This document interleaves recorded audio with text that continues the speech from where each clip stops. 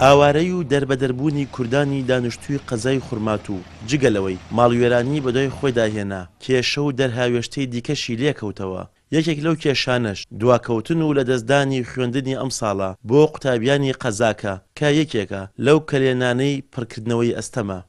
ئەو قوتابیانەی بەهۆی شەڕ و دەربەدەریەوە بە خوێندنەکەیان باج دەدەن داوای خۆیان دەگەیەنە لایەنی پەیوەنددار بۆ ئەوەی ئەم ساڵی خوێندنیان لە کیس نەچێت. فوتاوە بەهۆی ئاوارەبوون و مستەقبەلا فوتاوە. من ناوم سیدرێ قوتابخانەکەشم ناو عومەریە بە هەموو هاوکاریەکان بڵێن کە قوتابخانەکەمان کە ماڵمان نەتەقێننەوە جلی مەکتەبەکانمان بهێڵن و مەکتەبمانەمە هاوەرە بووینە ناخۆشە حەزەکەین لە مەکتەب بڕێن بۆ مەکتەب. لە دوای پێکێنانی چەندین لیژنەی بە دواداچوون و بە هەوڵی لایەنی پەروەردەیی و ڕێکخراوی یونیسێف لە ئێستادا بەڕێوەبەرایەتی گشتی پەروەردەی گەرمیان لە هەوڵدایە بۆ ئەوەی ئەو قوتابیانە لە نزیکترین قوتابخانە جێگیر بکرێن و بتوانن دەست بە خوێندن بکەنەوە بەوانەشەوە کە پرۆگرامی خوێندنیان عەرەبیە.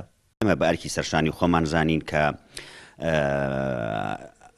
کەوا بکەین هەلێک بڕەخسێنین ساڵی خوێندنی 2017 و 2018 ئەو قوتابی خوێندکارانە بە فیڕۆ نەچێ بۆ ئەو مەبەستە ئێمە لیژنەیەکمان ناردەناو ئاوارەکان و سەرژمێرەیەکمان کرد و لەگەڵ سەرجەم پەروەردەی قەزاکان کۆبوونەوەمان کردووە کە دەرگای قوتابخانەکان واڵا بکەن لە ڕووی ئەو ئاوارانە لەگەڵ مەمەسیلیەی خوێندنی بەغدا تەماسمان هەیە و چەند قوتابخانەیەک چی لە کەلار لە ڕزگاری لە نەوجور لە کفری ئامادە کردووە بۆ ئەوەی ئەو قوتابیانەی کەوا خوێندنیان عەرەبیە تیا بەردەوام بن و بۆ ئەم بابەتەیش ڕێکخراوی یونیسێف و وەزارەتی کار و کاروباری کۆمەڵایەتی لە هاوکارمان.